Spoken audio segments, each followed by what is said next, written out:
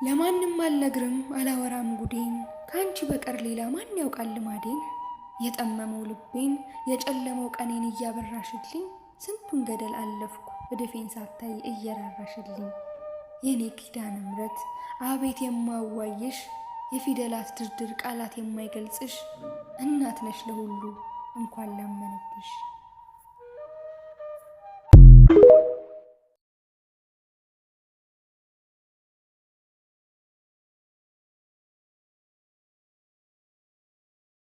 የእምባዬ አባሽ እርቃኔን አልዋሽ የጎደለኝን ቀድመሽ ምታውቂ እየሸሸሁሽ ከኔ ማትረቂ ኪዳነ ምሕረት የዋህ እናቴ የቤቴ ፋኖስ መንገዴ ሕይወቴ